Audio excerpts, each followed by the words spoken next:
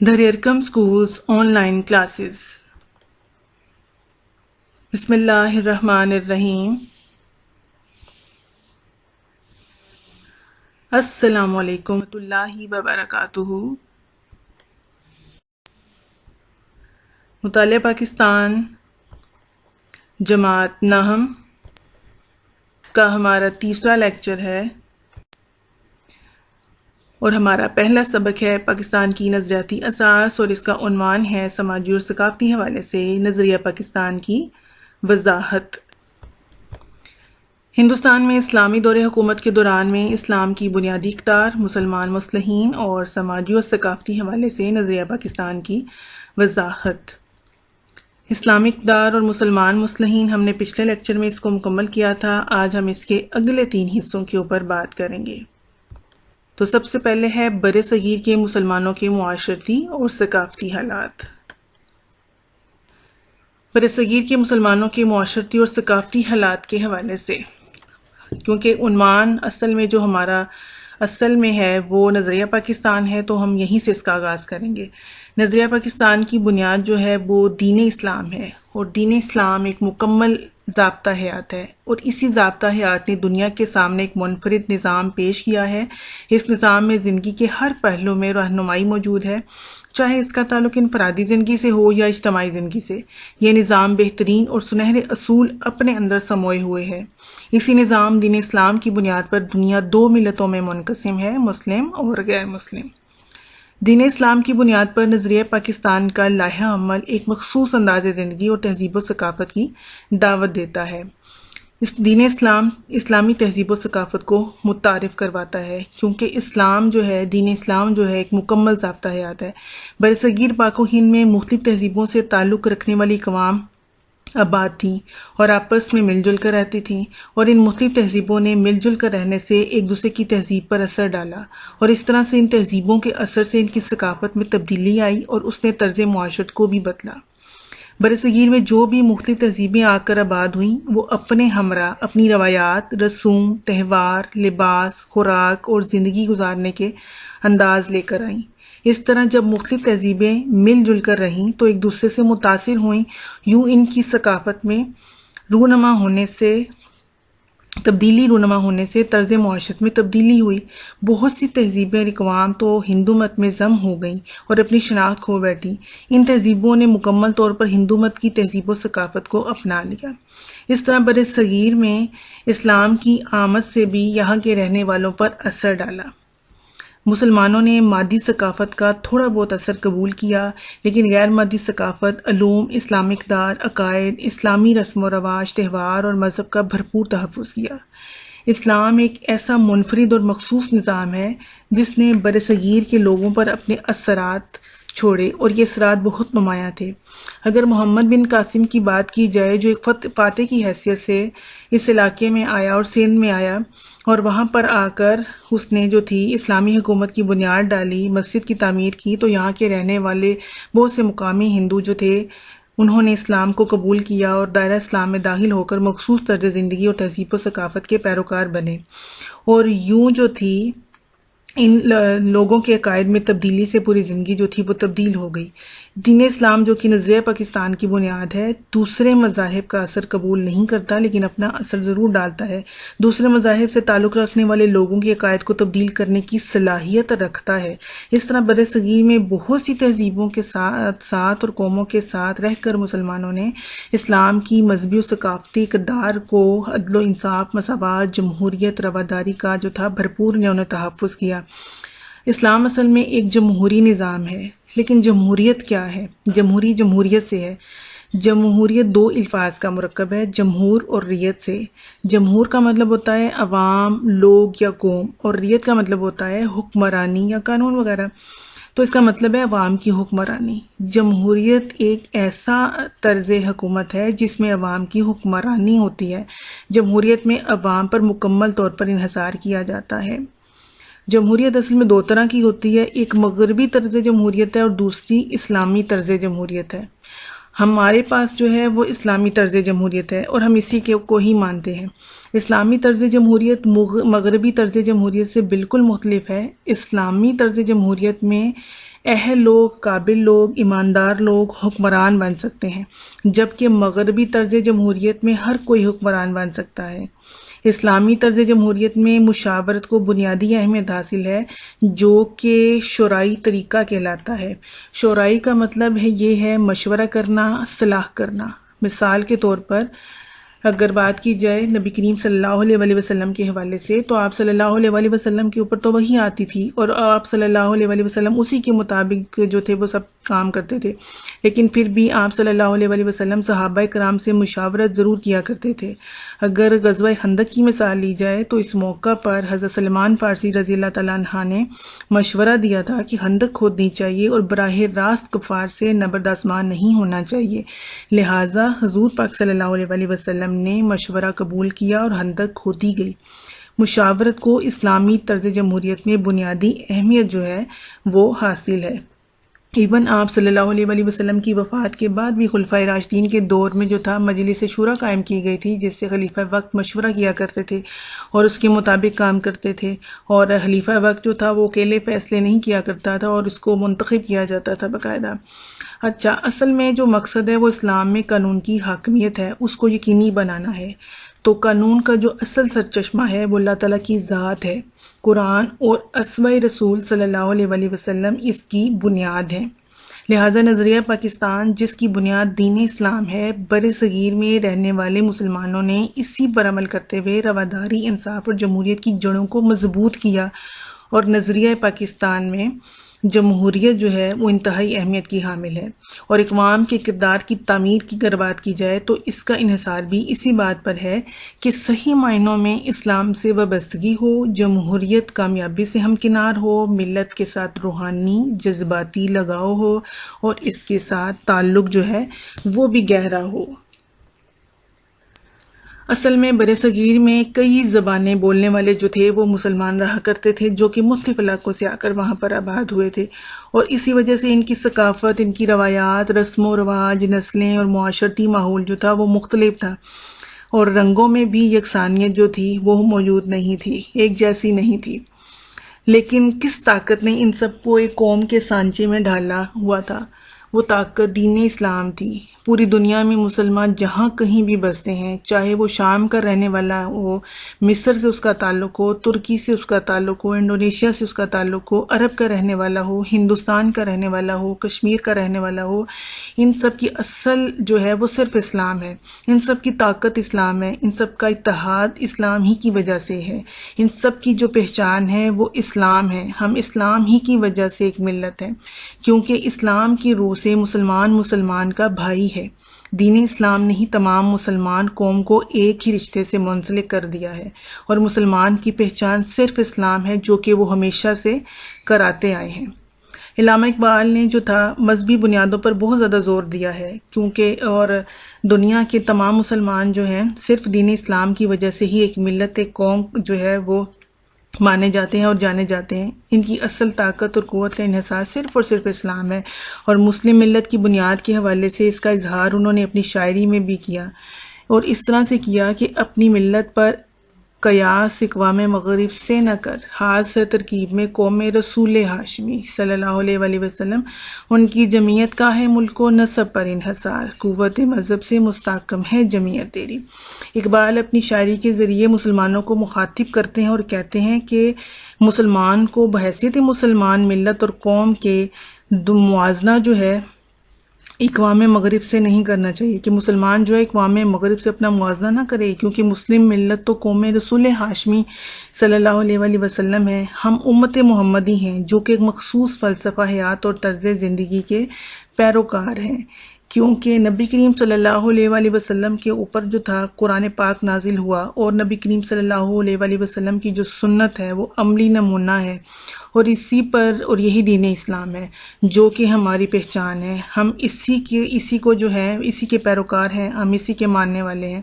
تو اقبال مزید فرماتے ہیں کہ مغربی اقوام کی جو جمعیت ہے، ان کی طاقت ہے، ان کی جو جماعت ہے، ان کا اتحاد ہے، ان کی جو حیثیت ہے، اس کا انحصار صرف اور صرف طاقت پہ، سونا چاندی پیسہ حکمرانی کے اوپر ہے، جبکہ مسلمان تو امت محمدی صلی اللہ علیہ وسلم دین اسلام کی وجہ سے ایک لڑی میں پروئے ہوئے ہیں۔ اسی دین اسلام نے تمام مسلمانوں کو جو پوری دنیا میں رہائش پذیر ہیں متحد کر کے رکھا ہے، اور اصل میں یہی ہماری طاقت ہے۔ اس میں اقبال نے مغربی قومیت کو جو ہے وہ رد کیا ہے اور نظریہ اسلام کو مسلم قومیت کی بنیاد قرار دیا ہے کہ مسلم قومیت کی بنیاد جو ہے وہ نظریہ اسلام ہے۔ مسلمان دنیا کے چاہے کسی بھی کونے میں رہتے ہوں، یہ ان کی جو پہچان ہے وہ صرف اور صرف دین اسلام ہے، جو کہ یاد رکھی جانی چاہیے، اور یہی ہماری اصل پہچان ہے۔ اچھا، کانگریس اور مسلم لیگ۔ کانگریس جو تھی 1885 میں اس کا قیام ہوا تھا، اور یہ ہندوؤں کی جماعت تھی، اور مسلم لیگ جو تھی آل انڈیا مسلم لیگ 1906 میں بنی تھی، اور یہ مسلمانوں کی نمائندہ سیاسی جماعت تھی جو مسلمانوں کے حقوق کا، سیاسی حقوق کی جو تھی وہ بات کرتی تھی۔ اب کانگریس جو تھی وہ پورے ہندوستان میں یہ دعویٰ کرتی تھی کہ وہ تمام سیاسی جماعتوں کی جو ہے نمائندہ جماعت ہے، اور تمام لوگوں کا، تمام سیاسی جماعتوں کے حقوق کا تحفظ جو ہے وہ کرتی ہے۔ یہ صرف ان کے دعوے کہنے کی حد تک تھے، لیکن عملی طور پر ایسا کچھ نہیں تھا، کیونکہ کانگریس جو تھی وہ مسلمانوں کی علیحدہ تشخص کو ختم کر کے انہیں متحدہ قومیت میں ضم کرنے کی فکر میں تھی۔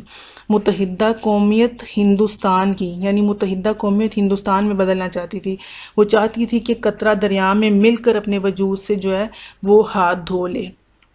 قائد اعظم جو تھے انہوں نے کانگریس کی سیاست سے یہ بھانپ لیا تھا کہ وہ مسلمانوں کو مغربی جمہوریت کے ذریعے جو ہے وہ محکوم بنانا چاہتی ہے اور مسلمانوں کو غلام بنانا چاہتی ہے۔ تو اس وجہ سے حالات و واقعات نے یہ ثابت کر دیا کہ کانگریس جو ہے وہ صرف ہندوؤں کو ہی جو ہے ان کے مفادات کا تحفظ چاہتی ہے، مسلمانوں کے مفادات کا تحفظ جو ہے وہ نہیں چاہتی۔ شروع میں قائد اعظم جو تھے وہ بھی کانگریس کی سیاسی جماعت میں شامل تھے، لیکن حالات و واقعات نے جو تھا وہ ثابت کر دیا تھا، کیونکہ کانگریس کی سوچ اور پالیسی جو تھی وہ آہستہ آہستہ عیاں ہونے لگی تھی کہ کانگریس جو ہے وہ مسلمانوں کو محکوم بنانا چاہتی ہے، ان کا تحفظ نہیں چاہتی۔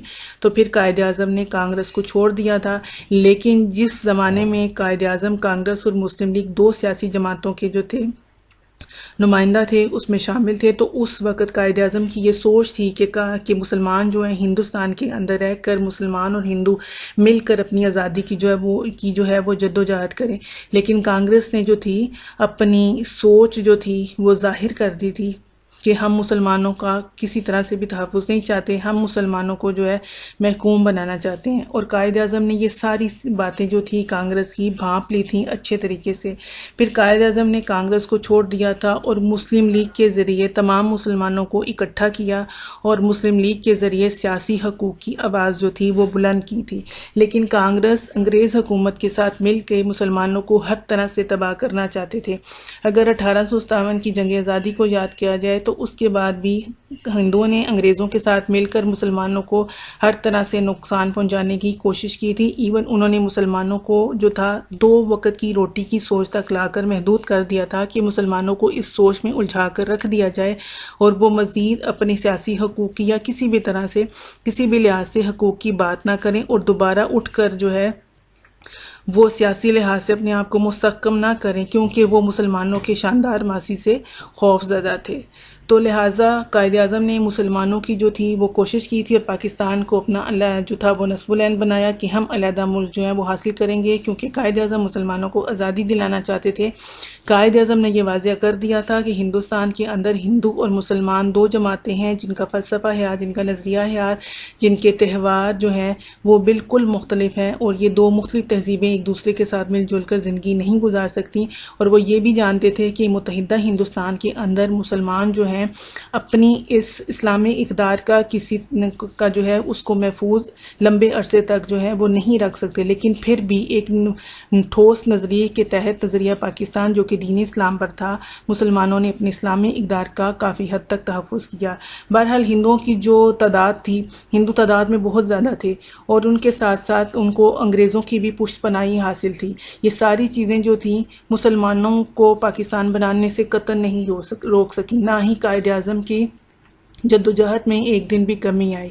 تو اس وجہ سے، اور اس کی ساری وجہ کیا تھی کہ مسلمانوں نے اتنی طویل جدوجہد کی، اپنی جانوں کے نذرانے پیش کیے، اس کی وجہ یہ تھی کہ مسلمان اسلام کے ساتھ جو تھے وابستہ تھے، اور قائد اعظم جو تھے انہوں نے اسلام کی سربلندی اور مسلمانوں کے تحفظ کے لیے جو تھا وہ مسلسل انہوں نے کوشش کی، جدوجہد کا سلسلہ اور یہ سفر انہوں نے جو تھا وہ جاری رکھا۔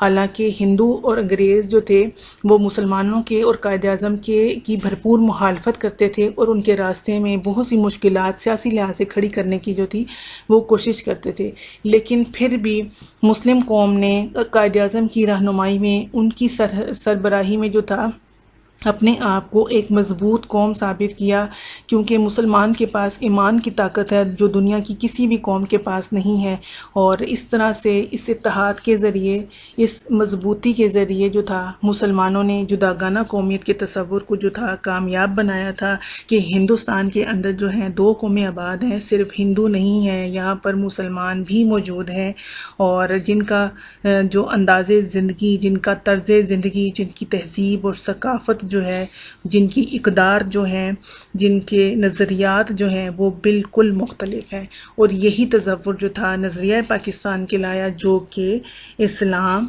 کے ساتھ جڑا ہوا ہے۔ بہرحال مسلمانوں نے ایک طویل جدوجہد کی، بہت زیادہ قربانیاں دیں، اور قائد اعظم کی رہنمائی میں جو تھا انہوں نے پاکستان حاصل کر کے دکھایا۔ اگلا ہے ہمارے پاس اسلامی ریاست اور اقلیتوں کے حقوق۔ اب اسلامی ریاست جو ہے وہ کیا ہے، اور اقلیتوں کے حقوق، اقلیت کہتے ہیں منارٹیز کو جو تعداد میں کم ہوں۔ اب پاکستان کے جھنڈے کو ہم اگر دیکھیں تو سبز رنگ اس میں زیادہ ہے جو کہ اکثریت کو ظاہر کرتا ہے، اور جو سفید رنگ ہے وہ منارٹیز کو، اقلیت کو جو ہے وہ ظاہر کرتا ہے۔ اب اسلامی ریاست میں جو ہے، اگر ایک اسلامی ریاست میں تمام شہریوں کو جو ہے کسی بھی تمیز کے بغیر، کسی بھی امتیاز کے بغیر جو ہے مختلف بنیادی حقوق جو ہیں وہ مہیا ہوتے ہیں۔ حقوق اصل میں وہ سہولتیں ہوتی ہیں جو شہریوں کو ریاست کی طرف سے دی جاتی ہیں تاکہ وہ معاشرے میں بہت اچھی زندگی بسر کرنے کے قابل ہو سکیں۔ ان کی جان، مال اور عزت کی حفاظت کی جاتی ہے، اور انہیں علم و صحت کے حصول میں مدد دی جاتی ہے۔ اسلام نے صدیوں پہلے ان انسانی حقوق کا واضح اعلان کر دیا تھا جو مغربی دنیا میں 20ویں صدی میں دیے گئے تھے، اور حقوق کے حوالے سے امیر، غریب، گورے، کالے اور عربی عجمی میں کوئی فرق جو و روا نہیں رکھا جاتا۔ قیام پاکستان کی غرض و غایت بھی یہی تھی، اور جس کو اسلامی بنانا ہی، اسلامی فلاحی ریاست بنانا جو تھا مقصد تھا کہ انسانوں کو برابر حقوق ملیں، وہ اپنی ترقی کے یکساں مواقع حاصل کر سکیں، ان میں احساس کمتری نہ ہو اور نہ نسلی برتری کا کوئی احساس موجود ہو، تاکہ ایک مثالی معاشرتی نظام جو ہے وہ دنیا کے روبرو لایا جا سکے۔ افراد کو حقوق کی فراہمی اور تحفظ کا فرض اسلامی ریاست پر جو تھا وہ عائد کیا گیا۔ اگر اقلیتوں کے حقوق کی بات کی جائے تو پاکستان میں اقلیتوں کو تحفظ دینے کی جو سوچ تھی وہ بھی قیام پاکستان کے مطالبے کے پس منظر میں شامل تھی۔ قائد اعظم نے بھی یہ واضح کر دیا تھا کہ پاکستان میں اقلیتوں کا پورا خیال رکھا جائے گا۔ اسلام کسی بھی صورت میں یہ اجازت نہیں دیتا کہ اسلامی معاشرے میں زندگی گزارنے والی اقلیتوں کے جان و مال، عزت اور مذہبی روایات کا تحفظ جو ہے وہ نہ کیا جائے۔ 11 اگست 1947 کو جب پاکستان کی پہلی جو دستور ساز اسمبلی تھی، اس میں آپ نے اسلامی ریاست کا جو تصور ہے اس کی وضاحت کرتے ہوئے فرمایا تھا کہ آپ اپنی عبادات کے لیے، اپنی مخصوص عبادت گاہوں میں جانے کے لیے آزاد ہیں۔ جہاں پر جتنی بھی منارٹیز رہتی ہیں ان کا تعلق کسی بھی عقیدے سے ہو، ریاست کا اس سے کوئی تعلق نہیں ہے، وہ ان کا اپنا جو ہے وہ ذاتی معاملہ ہے۔ پاکستان کے تمام شہری وہ جو ہے مساوی ہیں، انہیں مساوی حقوق حاصل ہوں گے۔ تو مذہب کے لحاظ سے وہ چاہیں تو اپنی مذہبی عبادت گاہوں میں جا سکتے ہیں، لیکن وہ پاکستان میں اگر رہتے ہیں تو پاکستان کے شہری ہیں، اور ان کو ایک شہری کے لحاظ سے ہی ان کو وہ تمام مساوی حقوق حاصل ہوں گے جو کہ دوسرے یہاں کے رہنے والے مسلمان شہریوں کو جو ہیں وہ حاصل ہوں گے۔ اگلا ہے ہمارا نظریہ پاکستان سے آگاہی۔ اب نظریہ پاکستان سے آگاہی کی اگر بات کی جائے تو ہماری جو آج کی موجودہ نسل ہے اس کو نظریہ پاکستان اور قیام پاکستان کے مقصد سے پوری طرح سے آگاہ رکھنے کی جو ہے وہ ضرورت ہے۔ وہ کیوں ضرورت ہے کہ نظریہ کیا تھا ہمارا، جو نظریہ پاکستان بنا، اور ہمارا فلسفہ حیات کیا تھا، پھر ہم نے پاکستان کو کیوں حاصل کیا۔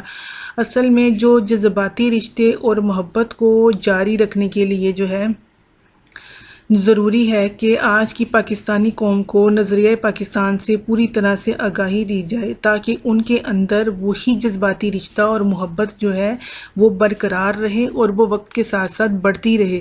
اپنے وطن کے ساتھ، اپنی مٹی کے ساتھ ان کا جذباتی لگاؤ جو ہے وہ ہر وقت تر و تازہ رہے. انہیں جو اس عظیم تحریک سے آغاز کیا جائے جو مسلمانوں نے 1857 کی جنگ آزادی کے بعد ایک بدترین دور گزارنے کے بعد جو تحریک چلائی تھی، جو کہ پاکستان کی تخلیق کا سبب بنی تھی. کیونکہ پاکستان کو بنانے میں جب تحریک چلائی گئی تھی، جب پاکستان کی جدوجہد کے لیے بے شمار لاکھوں مسلمانوں نے جو تھے اپنی جانوں کے نذرانے پیش کیے تھے. اور پاکستان کے عوام کو اصل میں مضبوط اور متحد رکھنے کے لیے ضروری ہے کہ انہیں نظریہ پاکستان کی اہمیت اور تحریک پاکستان کی جو رہنماؤں کی قربانیوں کا پوری طرح سے جو ہے وہ علم ہو. کیونکہ ان رہنماؤں نے اپنے گھر کی، اپنے خاندان کی بالکل بھی جو ہے وہ پرواہ نہیں کی تھی. انہوں نے اپنی زندگی کا ایک ایک لمحہ تمام رہنماؤں نے پاکستان کے لیے وقف کر دیا اور اپنی جانیں قربان کرنے سے بھی جو تھا ذرا بھی انہوں نے اس میں خوف محسوس نہ کیا. تو ہمارے ملک میں جو ہے، اگر ہمارے ملک بھر میں جو زبان، علاقہ اور صوبوں کی سطح پر نفرتوں کے خاتمے کے لیے جو ہے نظریہ پاکستان سے دلی لگاؤ پیدا کرنا جو ہے وہ ضروری ہے.